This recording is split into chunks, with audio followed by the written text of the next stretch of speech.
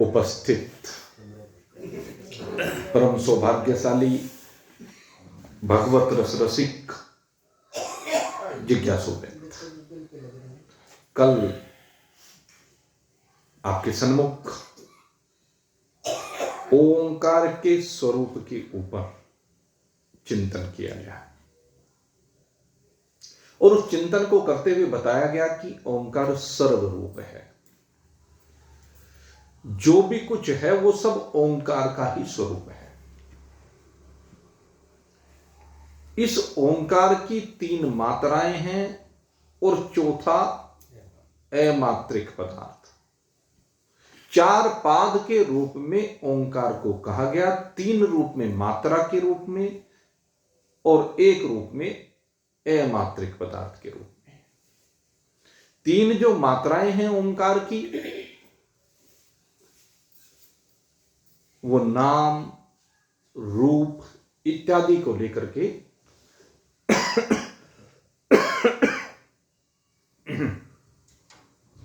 जो व्यक्त स्वरूप है, जिसको किसी न किसी प्रकार से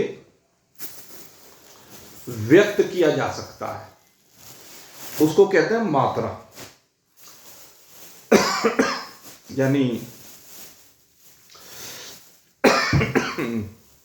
क्या हो गया एकदम? कोई बात नहीं, बस है ये।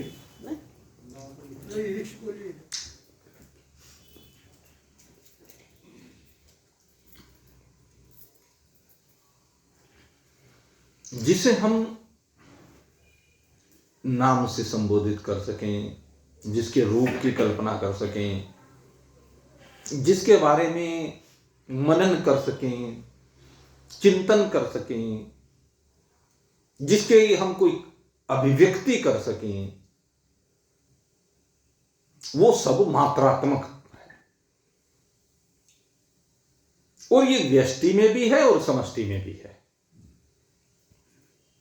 समष्टि व्यष्टि से भिन्न कोई दूसरी चीज नहीं है, या कह लीजिए व्यष्टि समष्टि से भिन्न नहीं है। सारी व्यष्टि मिलकर ही समष्टि रूप धारण करती है, या कह लीजिए सारी समष्टि ही बट करके व्यष्टि हो जाती है।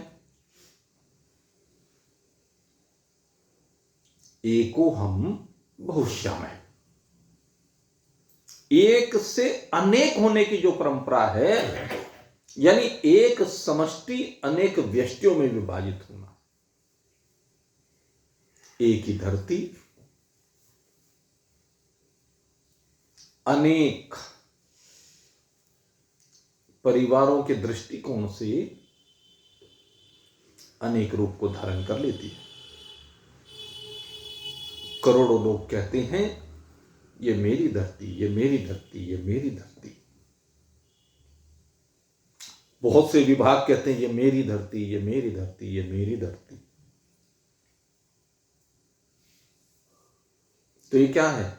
समष्टि का व्यष्टि रूप से प्रकटन है। धरती उतनी की उतनी ही है, धरती में तो कोई अंतर नहीं है। धरती जो की तो रही, लेकिन हमने एक लाइन खींच करके उसको बांट करके उसका एक नाम धर दिया तो व्यष्टि बन गई। इसलिए व्यष्टि और समष्टि में कोई भेद नहीं है। समष्टि से व्यष्टि की अभिव्यक्ति होती है और व्यष्टि समष्टि में लय हो जाया करती है। वायुमंडल जितना भी हमारा है उसमें बहने वाली सारी वायु वायु ही है, लेकिन उस वायु का जो अंश हमारे शरीर में जाता है वो हमसे संबंध रखने के कारण से वो व्यक्तिगत प्राण हो जाता है, और वही पुनः जब वायुमंडल में जाता है तो फिर से समष्टि रूप हो जाता है। यही है व्यष्टि और समष्टि का खेल। इसलिए एक से अनेक होना ये आरोप है, और अनेक में एक को अनुभूत करना ये अध्यारोप है। और आरोप और अध्यारोप दोनों की सीमा से जो बाहर निकल जाए वही हमारा स्वरूप है।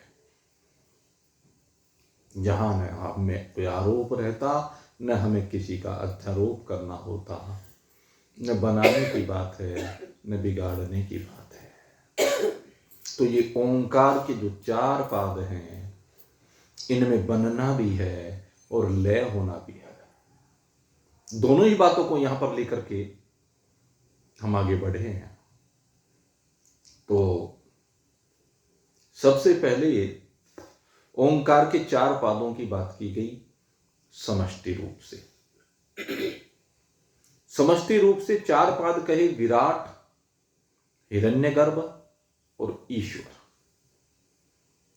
ये 3 मात्रिक रूप से कहे गए, 3 व्यक्त रूप से कहे गए।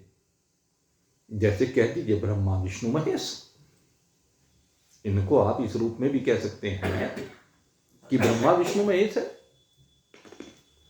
या इसको इस रूप में भी कह सकते हैं सतोगुण रजोगुण तमोगुण है, साकार भी कह रहे हैं। या इसको आप इस रूप में भी कह सकते हैं कि जागृत स्वप्न सुसुप्ति,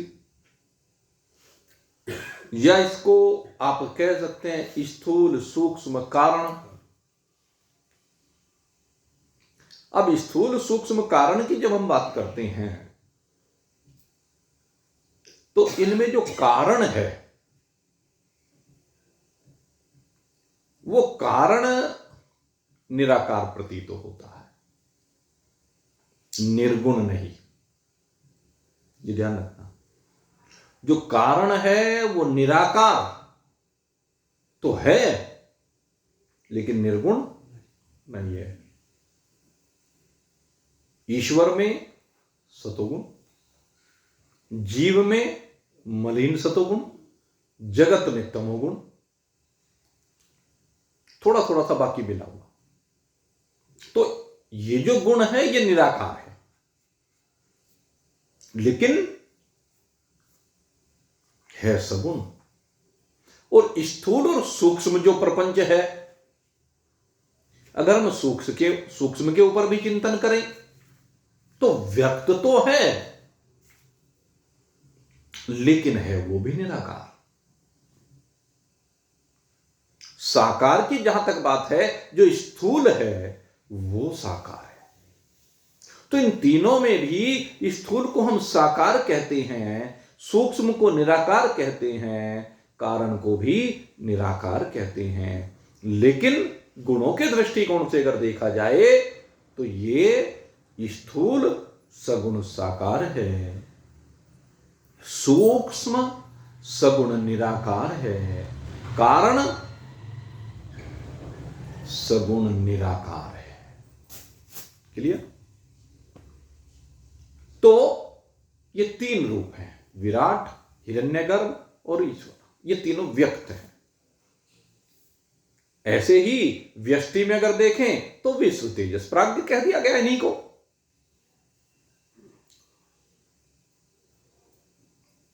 ये तीनों व्यक्त रूप हैं। आप अपने अंदर देखिए, आप कह सकते हैं कि जी हम सूक्ष्म को निराकार कैसे कहें। अच्छा, सूक्ष्म किसको कहते हैं? अब ये चिंतन करो। जब हमने सूक्ष्म शरीर की बात की तो सूक्ष्म शरीर किसे कहा गया?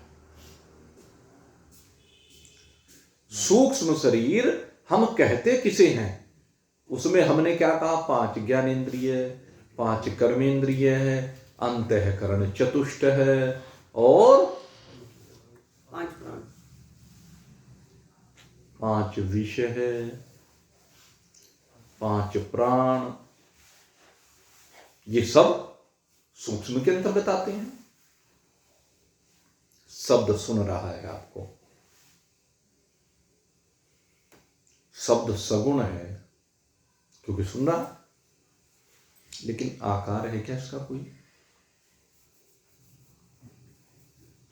शब्द का कोई आकार नहीं है, सूक्ष्म है, ये निराकार है। स्पर्श है, रोज करते हो, खूब अनुभूत करते हो, दिखता है क्या कहीं स्पर्श? चमड़ी का छूना किसी भी रूप में स्पर्श की अनुभूति है, तो कहीं से भी छू लो,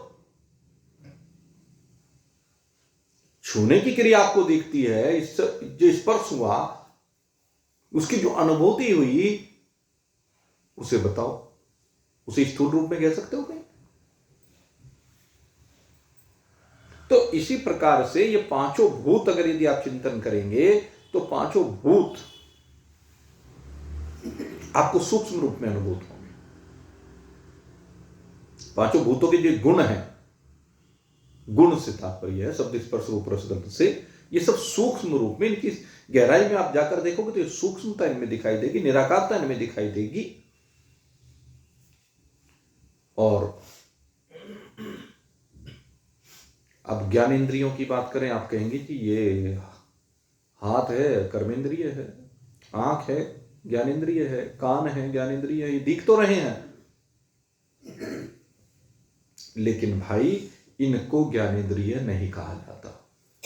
मैं आपको बता दूं, न इनको कर्मेंद्रिय कहा जाता। आप सोचते हो कि ये जो आंख है इसको हम ज्ञानेंद्रिय कहते होंगे, इस आंख को ज्ञानेंद्रिय नहीं कहते। इस आंख के अंदर एक शक्ति है जिसकी वजह से इस गोलक के माध्यम से रूप का ग्रहण हो जाता है। वो जो शक्ति है उसको ज्ञानेंद्रिय कहते हैं, और वो सूक्ष्म शरीर के अंतर्गत आती है। स्थूल शरीर में गोलक कहा जाता है, इसको अध्यात्म भी कहते हैं। ये जो कान दिख रहा है, इस चमड़ी में, इस हड्डी में, इस मांस में, रुधिर में, मेद में, चर्बी में जो भी ये है, ये इसमें सुनने की शक्ति है क्या? बताओ, इसमें सुनने की जिसमें शक्ति है वह कर्मेंद्रिय है। कर्मेंद्रिय वाह, ज्ञानेंद्रिय वह है। और इन शक्तियों का अनुभव अगर यदि आप थोड़ा सा भी ध्यान करें, हर ज्ञानेंद्रिय की, हर कर्मेंद्रिय की शक्ति एक स्थान विशेष पर आपको अनुभूत होगी। जरा सा ध्यान सा लगा के देखो तो एक जगह पर एक केंद्र उस शक्ति का आपको महसूस होगा,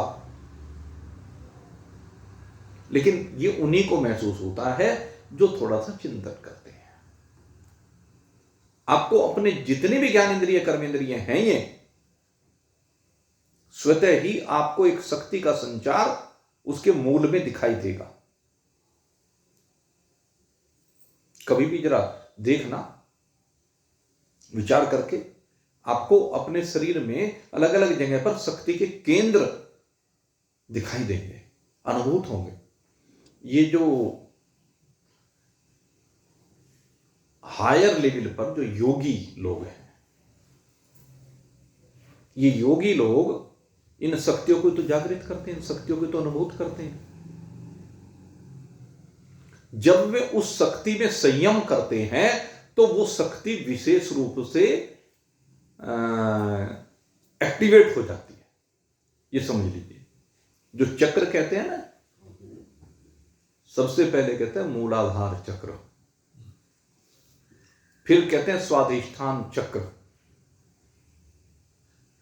फिर कहते हैं वो नाभि में मणिपूरक, मणिपूरक बोला जाता है, फिर हृदय में अनाहत, ये चक्र हृदय की शक्ति, कंठ की शक्ति, यहां कौन सा होता है वो विशुद्ध, ललाट आज्ञा चक्र, और फिर आपका क्या नाम, ये यहां पर सहस्रसार, ये क्या है, जहां पर वो इन शक्तियों को विशेष रूप से जागृत करते हैं और इनका फिर ऊर्ध्वगमन होता है। मूलाधार और स्वाधिष्ठान चक्र, इन दोनों का जागृत होना और इन दोनों शक्तियों को ऊपर ले जाकर के मणिपूरक में स्थापित करना, तो इकट्ठी शक्ति हो जाती है तीनों। और फिर इस शक्ति के केंद्र को जो नाभि में आकर विराजमान हो जाता है तीनों का, स्वाधिष्ठान और मूलाधार चक्र जागृत करके फिर मणिपूरक में इनको फिर हृदय में लाया जाता है। और जब ये हृदय में आता तो यहां विशेष सिद्धियां आनी शुरू हो जाती हैं।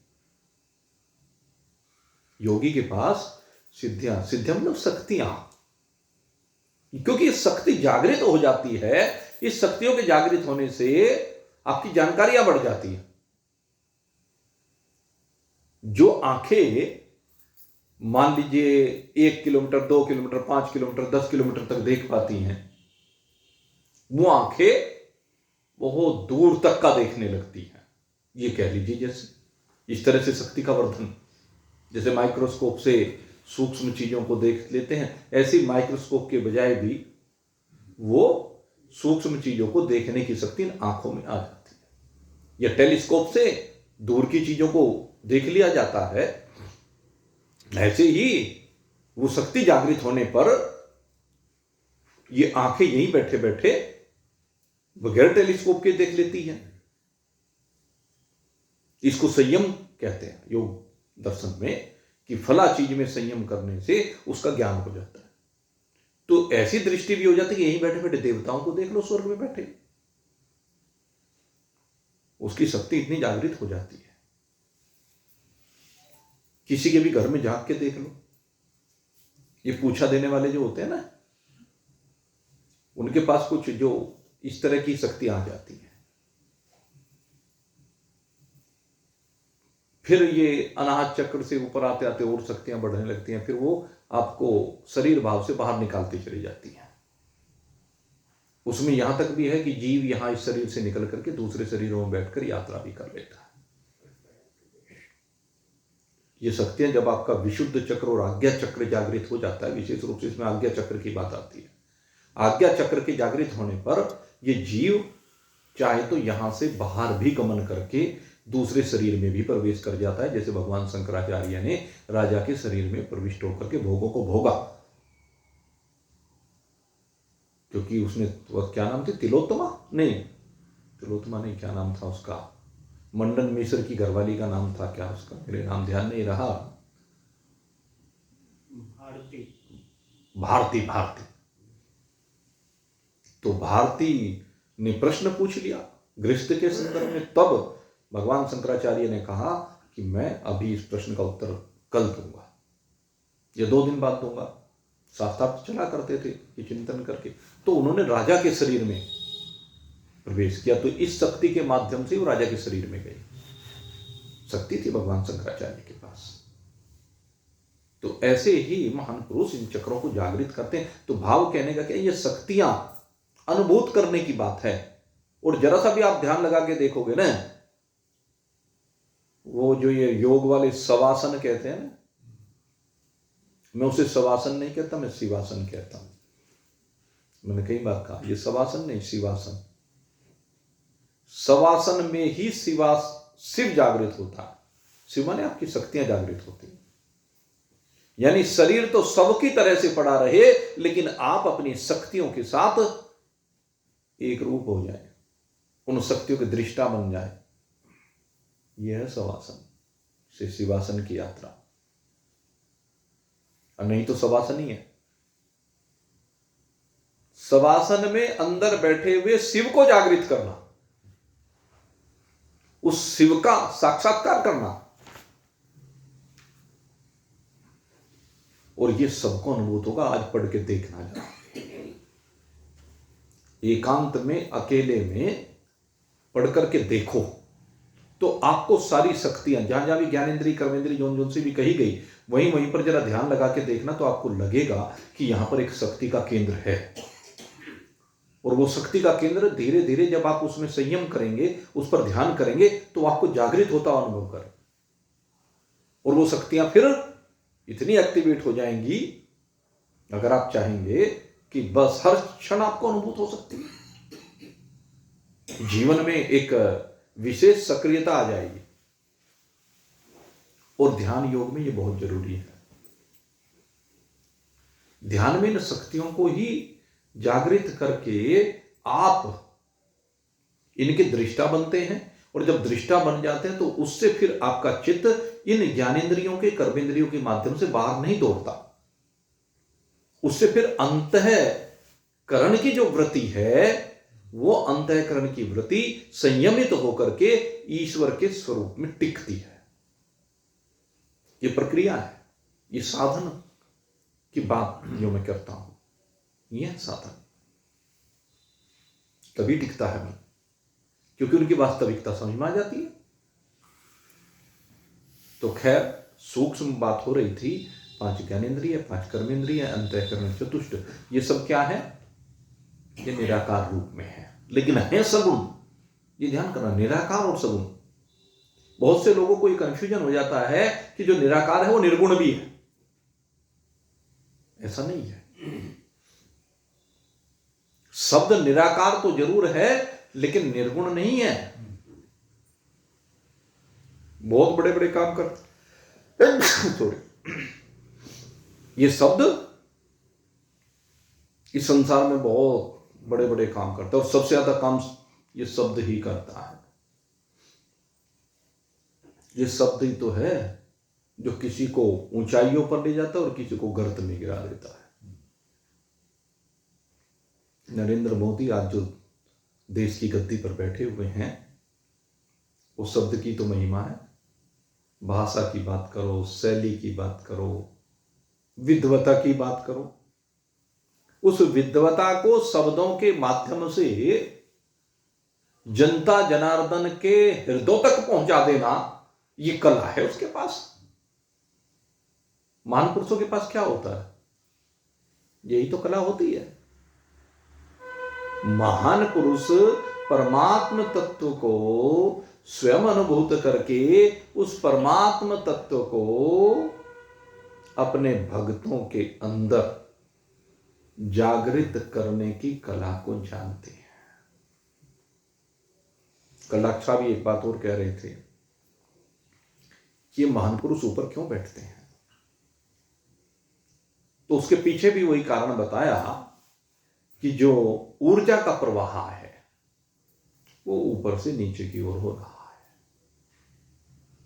जितना ऊर्जा का प्रवाह होता है वो सीधे ऊपर से नीचे की ओर चल रहा है, तो जो नीचे बैठा है वो ग्रहण कर रहा है उस ऊर्जा को। संसार में सर्वत्र यही है, ऊर्जा ऊपर से ही आती है। ऊर्ध्व मूलम आदाय शाखम, मूल ऊपर की ओर है, वहां से ऊर्जा आ रही है। इसीलिए झुकने की पद्धति है हमारे यहां, इसलिए महान पुरुषों के चरण छूने की पद्धति है। मैं अनेक बार इस बात के ऊपर चर्चा करता हूं। भगवान के भी चरण छूने की पद्धति है। किसी को भगवान का दर्शन हो जाए तो चरण छूता है, मुंह नहीं छूता है। देखा कभी आपने? क्योंकि उनकी शक्ति का प्रवाह चरणों के माध्यम से विशेष रूप से होता है, और चरणों में मस्तिष्क, ये भ्रुकुटी का मध्य ये होता है,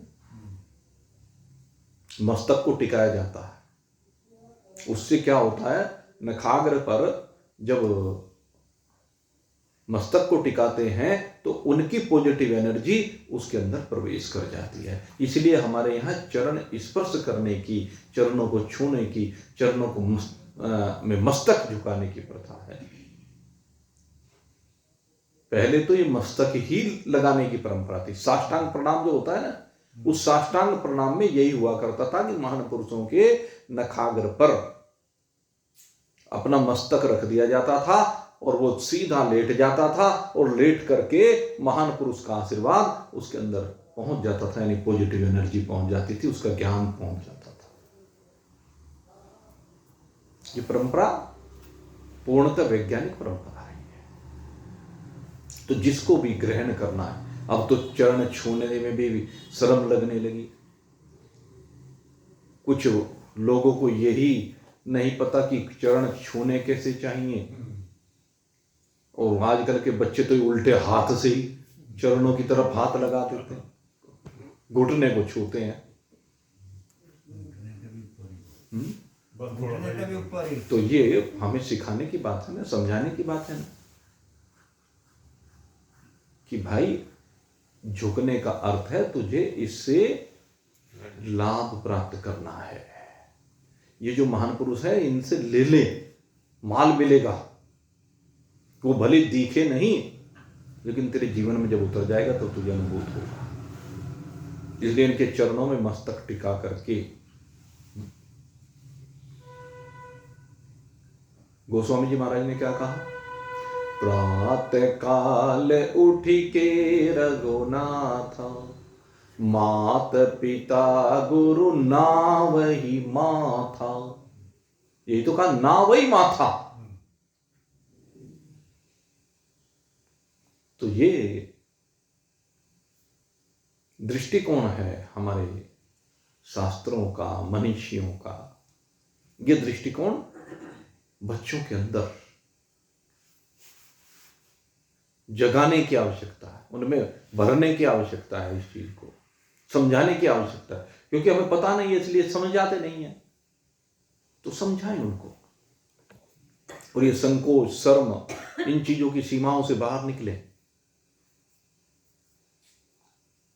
तभी आशीर्वाद मिलता है। तो खैर, अब फिर से अपने विषय पर आते हुए, एक समष्टि जहां 3 मात्राएं, विराट हिरण्यगर्भ ईश्वर। एक व्यष्टि जहां 3 मात्राएं, विश्व तेजस प्राज्ञ। और फिर इसके बाद चौथा अमात्रिक पदार्थ। ये जो चौथा अमात्रिक पदार्थ है, अगर हम समष्टि में बात करें तो ये अमात्रिक पदार्थ ब्रह्म है, और अगर व्यष्टि में बात करें तो ये आत्मा है। ये अमात्रिक है, जिसको व्यक्त नहीं किया जा सकता। आत्मा और परमात्मा, इन दोनों को किसी भी प्रकार से व्यक्त नहीं किया जा सकता। अव्यक्तोयम अचिन्त्योयम अविकार्योयम उच्यते, तस्मात् देवीन विदित्वीनम नाम सोचितुम अर्हसि। परमात्मा कैसा है, आत्मा कैसा है? अव्यक्त है, ज्ञानेन्द्रिय है, कर्मेंद्रिय, प्राण अंतःकरण की सीमा से बाहर है। इसीलिए इनके द्वारा उसको व्यक्त नहीं किया जा सकता, इनकी पहुंच से परे है। लेकिन महान पुरुष इशारों के माध्यम से इसको व्यक्त करते हैं। इसीलिए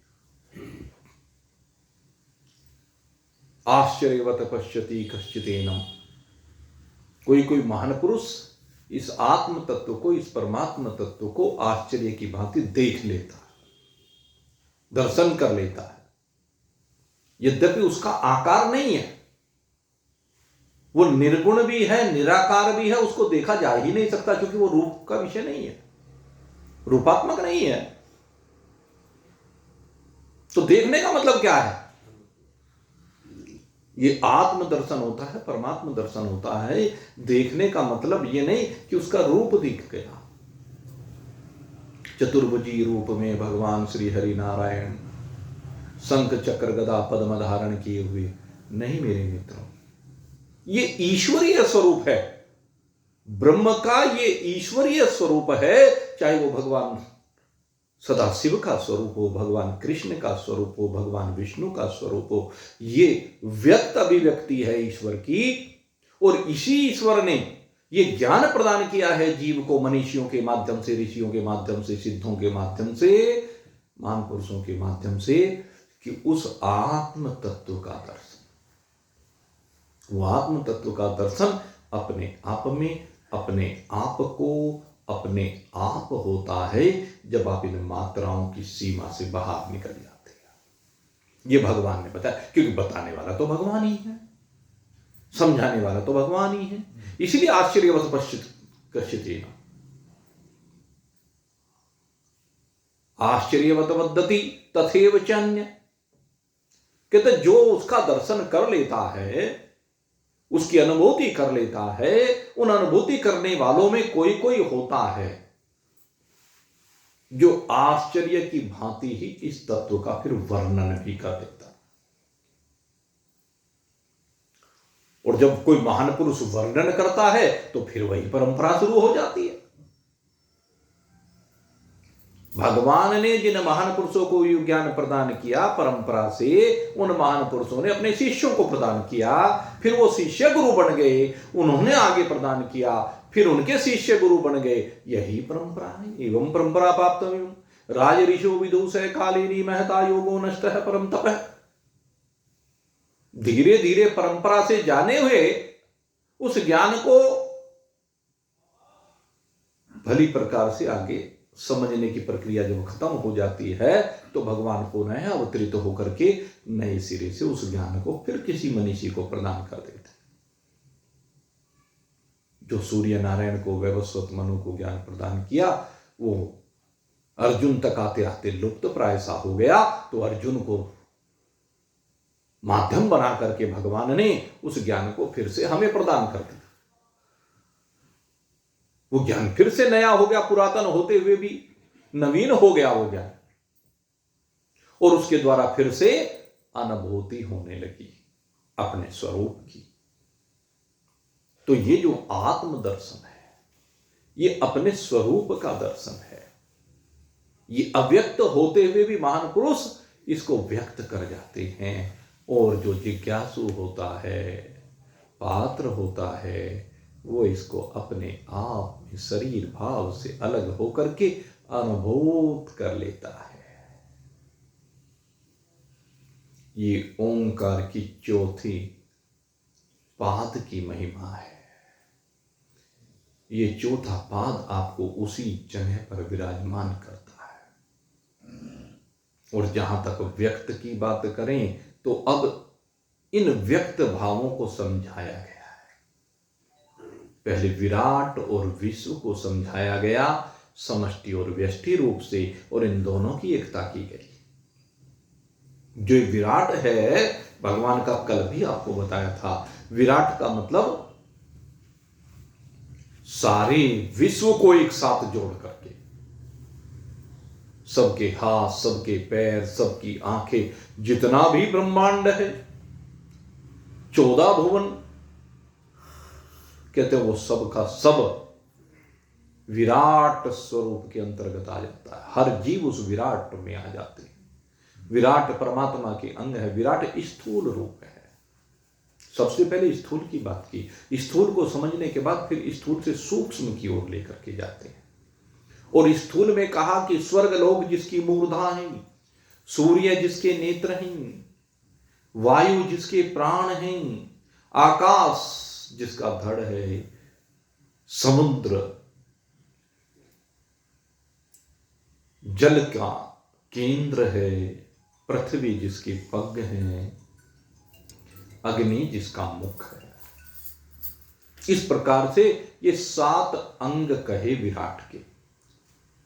और ये जो 7 अंग हैं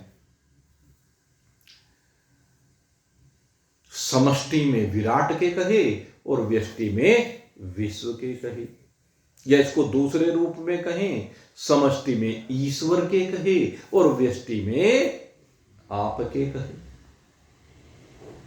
सबके विश्व भिन्न है, लेकिन सारे विश्वों को एक लिंग मिला दिया जाए तो विराट हो जाता है। और इसको मैंने एक दिन आपको बताया था, सबका विश्व मान लीजिए, एक व्यक्ति मान लीजिए मैं हूं, मेरा विश्व कितना है? मेरा विश्व 100 लोगों तक केंद्रित है। मेरा विश्व का दायरा 10 किलोमीटर का है। मेरे विश्व के दायरे में आप दूसरे का विश्व आया, और उस दायरे में जो 100 लोग मेरे हैं जिनसे मेरा संपर्क है, उनमें से 90 से दूसरे का भी संपर्क है, और उसका 200 आदमियों से संपर्क है तो 110 दूसरे हैं। तो उसका विश्व और मेरा विश्व अब दोनों को एक साथ मिलाए, दोनों को एक साथ मिलाने के बाद क्योंकि 90 दोनों में कॉमन हो गए, तो हम दोनों का विश्व 100 जमा 200 300 का नहीं हुआ। हम दोनों का जो विश्व हुआ वो मिलाकर के 90 चूंकि कॉमन है तो 90 घट जाएंगे, 210 रह जाएंगे। कॉमन है। इसके बाद तीसरे का शुरू हुआ। अब तीसरे का जो विश्व देखा उसमें मान लीजिए 300 आदमी है, उसका वर्ल्ड वाइड है। और वो 300 आदमी में क्या हुआ कि 300 में 60 मेरे वाले हैं, 100 दूसरे वाले के हैं, तो 160 कॉमन हो गए। तो 140 और जुड़ जाएंगे, 140 जुड़ करके फिर तीनों में यूनियन ऑफ सेट्स होगा। हाँ वही सेट थ्योरी जो है मैथमेटिक्स में बिल्कुल वही। और उसके बाद आखिर में जाकर के एक यूनिवर्सल सेट बन जाता है, सारे ब्रह्मांड का एक सेट बन जाता है, वही है विराट, वही है ईश्वर, जिसमें सबका संसार आ जाता है। उस भगवान के स्वरूप में मेरा भी संसार आ गया और आप सबका भी संसार आ गया, और अनंत कोटि ब्रह्मांडों में जितने भी जीव हैं उन सबका विश्व आ गया। इसलिए विश्व और विराट की एकता की गई है। विश्व विराट से भिन्न नहीं है और विराट विश्व से भिन्न नहीं है, क्योंकि विश्व विराट का एक अंग है। तो ये मैथमेटिक्स है, ये साइंस है, इसको समझना है। विश्व और विराट की एकता की गई है। दोनों स्थूल भाव हैं, दोनों पंचभूतात्मक, जो भी ये दिखाई दे रहा है प्रपंच, उस पंचभूतात्मक प्रपंच के अंतर्गत दोनों का ये भाव है विराट रूप से। और इस विराट में कहा 19 मुख हैं। पहले तो इसके 7 अंग बताए, अब इसके 19 मुख बताए। मुख से मतलब ये 19 प्रकार से 19 जगहों से भोग करता। इसके जो भोग है ना, क्योंकि भोग है सबके, हर जीव के भोग हैं। भोग का मतलब क्या है? सुख और दुख को भोगना। विभिन्न कार्यों के कारण से सुख और दुख की प्राप्ति होती है, तो सुख और दुख को भोगना ये भोग कहलाते। तो जो जीव हैं जितने भी स्थूल दृष्टि से 19 मुख होते हैं, स्थूल शरीर में 19 मुख होते हैं। जागृत अवस्था में ये सब भोग होते हैं। तो 19 मुख कौन कौन से हैं? कहा 5 ज्ञानेंद्रिय हैं, क्योंकि 5 ज्ञानेंद्रियों के माध्यम से भोगों को भोगा जाता है, कर्मेंद्रियों के माध्यम से भोगों को भोगा जाता है, अंतःकरण के माध्यम से भोगों को भोगा जाता है, और प्राणों के माध्यम से भोगों को भोगा जाता है। तो ये 19 मुख हैं। जागृत अवस्था में स्थूल शरीर में ये 19 मुखों के द्वारा भोग किया जाता है। और किसका? स्थूल पदार्थों का भोग होता है। यहां पर मुख्य बात क्या है? स्थूल पदार्थों का भोग है। और जो मैं ज्ञानेंद्रियों के बारे में, कर्मेंद्रियों की सूक्ष्मता के बारे में बता रहा था, ये दोनों जगह काम करती हैं, स्थूल में भी और सूक्ष्म में भी। इन 19 के द्वारा स्थूल शब्द आदि जो विषय हैं, जब बाह्य वृत्ति जाती है जागृत की अवस्था में, तब इन भोगों को इनके द्वारा भोगा जाता है। तो ये जो 19 मुखों के द्वारा भोग भोगा जाता है। अब कहते हैं इसमें 5 प्राण, 5 ज्ञानेंद्रिय, 5 कर्मेंद्रिय और 5 वो 4 अंतःकरण, चतुष्ट। इनमें प्राणों को तो छोड़ दीजिए, बाकी जो 14 हैं, इन 14 की त्रिपुटियां हैं। त्रिपुटी का मतलब ये भोग कैसे भोगते हैं, कौन भोगों को भोगता है और किस प्रकार से भोगों को भोगता है। अब ये बड़ा विशद वर्णन है, और ये विशद वर्णन जो है ये भाई आपके सामने रखेंगे। अब आप बताइए कब रखें? कल को रखें क्या?